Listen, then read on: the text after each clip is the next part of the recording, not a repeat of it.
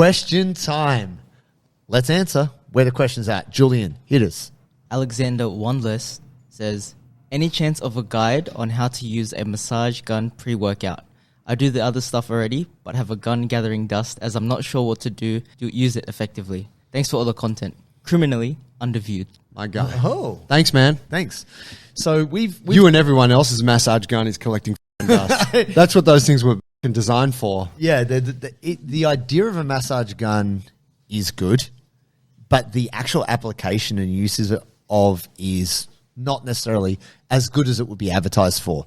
So I would actually say pre-jiu-jitsu, I don't think is the best way to use it. Yeah, I agree. I think it's actually best used if you've got someone who can help you. Yeah. That's my take on it. If you've got a girlfriend or a boyfriend who can apply it to an area and you can relax, that's cool.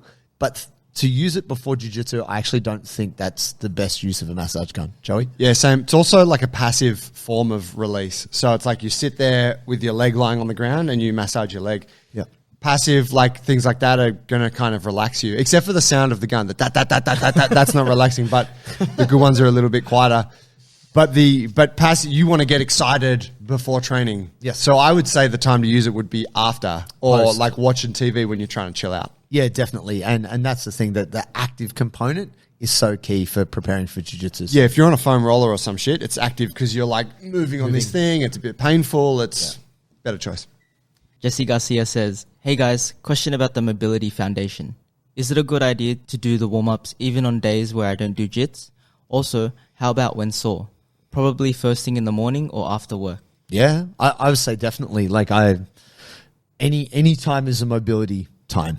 Yeah. When you're standing in a queue, dropping down into a bit of a squat, moving around, like no shame. Get that supermarket flex. Yeah, boy. But essentially he mentioned morning and evening. The way I would approach that, even if you are sore, mobility in the morning, more static, longer hold flexibility piece at night. Preferably after like a hot bath, a hot shower, when you're warm, trackies, front of the television, really good way to wind down. So mobility to warm up, get the day going, and longer hold stretching at the end of the day. Yeah. We call it a warm-up in the Mobility Foundations because we thought we designed it to be the easiest way for jiu-jitsu players to integrate it. So we thought, well, you need to do some stretching. We'll just give you this stuff at the beginning of class when you're already on the mats, and then you can do this stuff at the end. But if that doesn't work for you, or if you want to do extra, you do it whenever you want. The most important thing is that you get it done, right? Realistically, what I would say, there is an end point with some exercises where you can do them too much, like the stride stance good morning. Sure. That will cook your hamstrings, right? Yeah. And if you find, whoa, I did those yesterday, my hamstrings are jacked, you probably don't want to do them again today to that degree. You could do some lighter reps, right, to get some blood in there. That's going to help. But it's kind of like a form of strength training. So 3-4 times a week on the same thing, that would be more than enough. Neil says, I love the podcast, but can you guys give some insight as to what kind of proactive measures, physio, chiro, etc.? I am 28 and 1.5 months fresh white belt. Would love to hear your advice.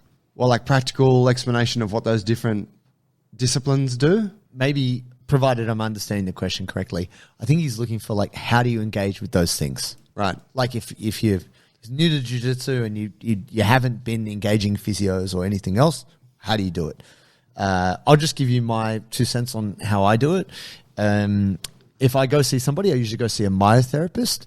There's plenty of good osteos and chiros out there, but generally what I have found in recent years is physios have moved away from manual therapy.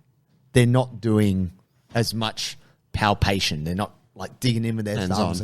They're not doing that as much. Some physios are. But the people who are some of the best at doing that soft tissue treatment, in my opinion, are myotherapists. Now, if you're in the States, they also have ART, active release therapy.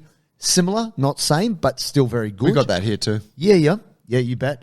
A lot of people swear by chiro. It depends on the practitioner. Some practitioners great, some not. But you know with chiros, they're going to be focusing on your spine. That's what it's all about. So if you've got a knee problem, maybe don't go to them. And osteopaths, very much about alignment. So if you're feeling a bit kinked or shoulder's not right or whatever, they're going to help, adjust you. So my personal perspective is if you're looking for a body maintenance routine, at least like once a month or every couple of months, go and get some kind of a massage or treatment just to make sure your body's in order, because that person might make you aware of something which you were previously not, which will save you a trip to the surgeon. Yeah. I'd probably lean into more the depends on the practitioner. They definitely do all have their sort of areas of focus, like JT said. But I think for you, you want to look at who's available to you in your area. So, I know a chiro who trains jiu-jitsu with me. Well, irrespective of what they're practicing, someone that trains jiu-jitsu with you is probably going to be a good choice because they're fully understanding of what it is that you're going through in training. So I would think like go and get a treatment with a few different people in your sphere. Ask your other training partners who they see, and you'll get an understanding of that treatment with that person worked really well for me. And then you've got some connections, and you have a little army of people that you can go to when you're busted up. For sure. On the Turkish Get Up video, Kush Groove asked, does this need to be done with a kettlebell due to the position of the weight relative to where you hold it? Or will a dumbbell work just fine? Kettlebell master? Well, yes, thank you, Joe. No, look, actually, in my opinion, kettlebell is easiest because you can kind of move around it a little bit more. Dumbbell is actually harder because if your hand gets a little bit offline, there's no leeway. Whereas because of the position of the kettlebell, it's kind of easier to maintain. Anything with dumbbell or barbell is trickier. Yes, you can do it with that, but know that it is going to be a little bit harder. That's all I'd say. Use whatever you want, man. Yeah. Get it. Do it with a person. On the video of Ray doing the hanging cobra, at Make Love Not Pizza asked, is there any danger if... That's a great handle. Is there any danger in this if we have poor spine mobility? I can Cobra okay-ish, but this seems like a huge step up. I was going to say, Joe gave me a cue one time doing hanging cobra to do with the glutes to help with the back. Yeah. Remember when we were doing a shoot day? Yeah, yeah. So I went to the position. I'm like, bro. Oh, low back. Yeah. Can you? It can definitely fuck you up, 100%. Any kind of back bend stuff, yeah. So the first thing you would want to do, if you think about the curve that you're creating, if you're a bit tight with it and maybe you've just been doing Cobra on the floor, what you would do is try and get into a hanging position where the curve is quite open. So you're going to take the rings higher and you're going to be kind of, what's that word? Convex? Yeah, but like a shallower convex. Yes. Right? As you get more comfortable with it, you're going to bring the rings lower. Now you're going into more of like a 90-degree position, torso relative to legs. Yeah, for JT was saying when you go into the position, before you load into it, so grab the rings, but start back on your knees, tuck your pelvis, so anterior tilt, posterior tilt, sorry. Yeah, so I'm tucking the pelvis, squeezing the glutes, flattening out the lower back, and then load into it. And what that does is it locks your lower back into a neutral position so that it passes the emphasis of the stretch into more the mid and upper back. Yeah. But if you don't have much range in the mid to upper back, that still probably won't help. It's going to be so tough. Decrease the angle so it's more achievable and work it up over time. And a little thing on that, do a bit of thoracic mobility stuff before you go there. Spot on. Yeah, just to open up shoulders. Yeah, and for you out there, if you have some questions, please put them in the comments below the video and we'll get to them every single week because we want to make sure you're getting the info that you need. Yeah, and if it's a good question, you make it to the show. If it's a shit question, yeah, probably won't make it. Probably just give you a thumbs up. Be like, thanks. Yeah. Bye. That's it. That's cool. Well, actually, I was going to say about comments just real quick. I got staunched in the comments on Instagram. Oh, Yeah. Staunched how? I tried to, it's just maybe I'm a noob or something. I had just said to somebody, another channel that repurposed the stuff, hey man, is this guy on your radar? And this guy came at me so hard, like, you must be new here. He doesn't need co-signing by anybody else. This guy is like famous in his own right. And like, I was like, bro. Oh, wow. I've been following this for a while. I love this guy. I'm just trying to give him some shine, bro.